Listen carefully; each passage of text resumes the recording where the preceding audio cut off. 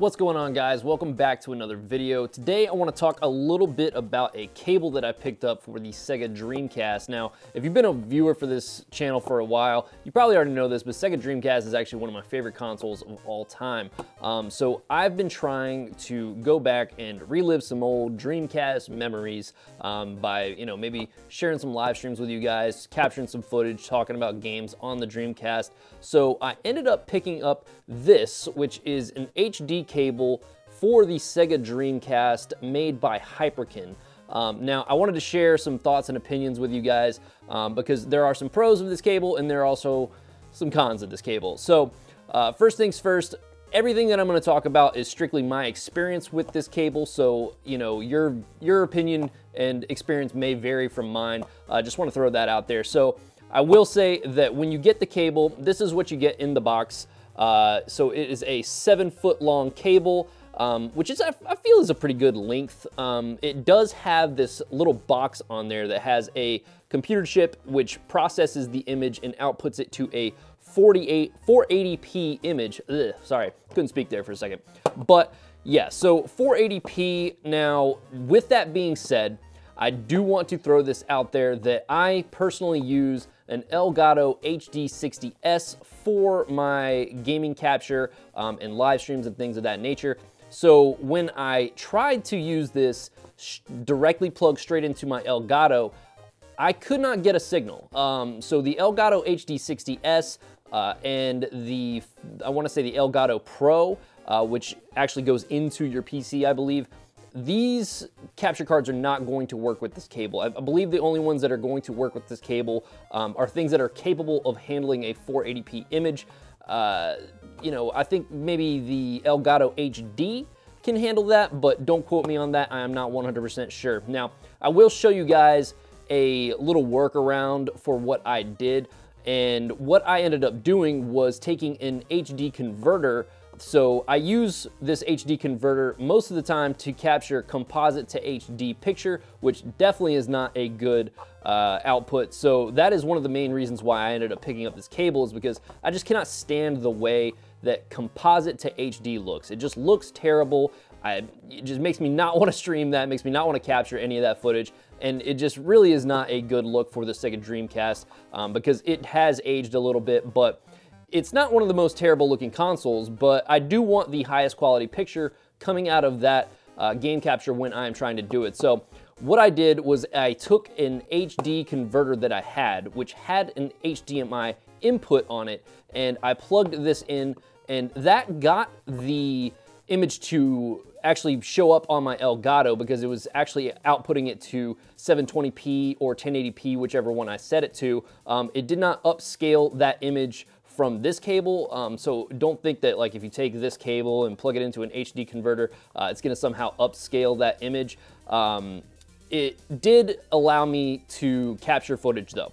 So I will show you guys here. This is some of the footage that I got. So on the left-hand side, you will see the composite to HD image, and you can see that it's a little blurry.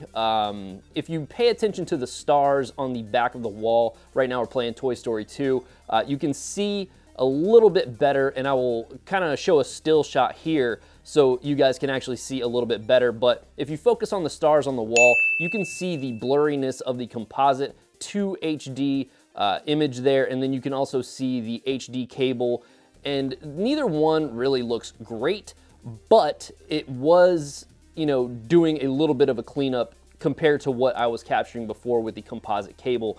Now, I will say that with the Hyperkin cable, if I have to plug it into an HD converter, it doesn't really do me much good.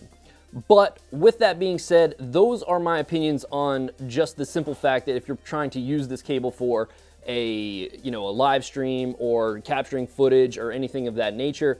Now, when I had this plugged directly into my TV though, it did output a much better quality picture. I did not have any issues with it going to my TV. My TV did support it. Just to give you a little bit of reference of what I'm using a Sony 4K 8000 series, I believe. So the TV was able to handle the cable. It did not have any problems with no signal or anything of that nature. But, for spending 30 bucks on a cable that I really meant to use for the sole purpose of it being a game capture and live streaming cable, it pretty much made this not really worth my time. So if you are looking into this cable and that is your reasoning for buying this cable, I would not recommend going this route. I believe HD Retrovision is either working on a cable for the Dreamcast or maybe a connector for the Genesis cable that you can pretty much swap out with other different types of connectors to make it compatible with different consoles. So I would probably wait on that. I believe that, you know, it will probably give you a much cleaner image and much better image.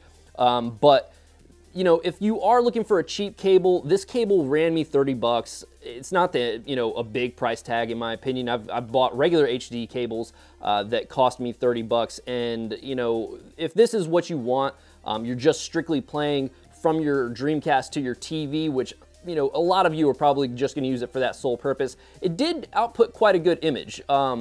Probably not the best image you can get from a Dreamcast, but this is a $30 solution and not some $100 solution or, you know, one cable plugged into another thing plugged into your TV. So if you don't want to go that route, if you're not that hardcore into the retro scene or you really have to have the cleanest image ever, this cable will get you by. It is not the worst thing in the world. So if I had to give it, you know, like a number score, which I normally don't do to anything, I'd probably give this cable maybe like a 7.5 out of 10. Now, I want to actually open up this little box and try to see what kind of chipset they have inside there. I don't know too much about chipsets or anything like that, but I thought it'd be a cool little thing just to kind of take this little piece off and see what's inside there. So let's do that real quick. All right, so let's go ahead and take this little casing off of this box here. We might even be able to take this off and there might even be something even more protecting this cable. I don't know, I've never taken this apart yet, but it looks like it's held together with 4 Phillips head screws. So let's go ahead and take those out.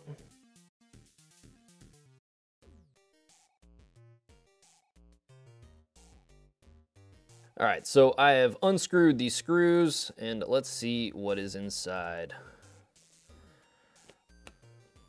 Wiggle that off. Ooh.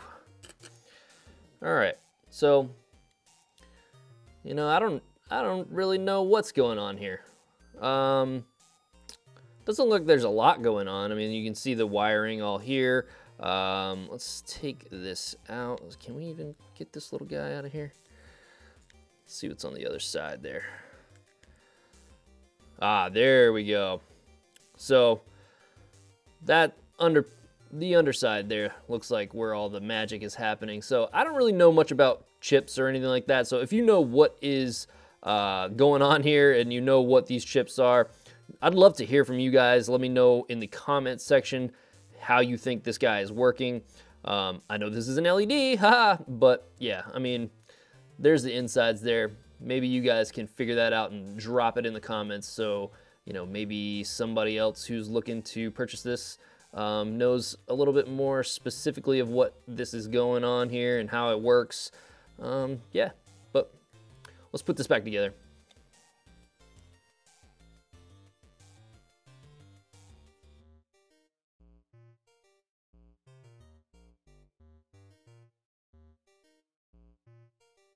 So there you guys have it. Those are my thoughts and opinions on the HD cable for Dreamcast made by Hyperkin. Like I said, I think it's a pretty decent cable. It's not the best thing in the world, but it's also not the worst thing in the world. So if you are planning on getting this for a streaming or capture device, make sure that your capture device is actually capable of handling a 480p output because you really don't want to plug this into a converter and then have to do that because it really just does not help anything and kind of defeats the purpose of actually buying this cable. So make sure to look into that. I think you can pretty much go to any of the websites of the manufacturer of your capture card and make sure that it can handle a 480p image. And so make sure you guys do that. Thank you guys for checking out this video. If you liked it, make sure to hit that like button. It really does help out smaller channels like myself. If you liked it enough to subscribe, hey, I'd love to have you stick around and hang out on the channel. We have content like this coming up pretty frequently going forward. So make sure to check that out. And yeah, I'll see you on the next one.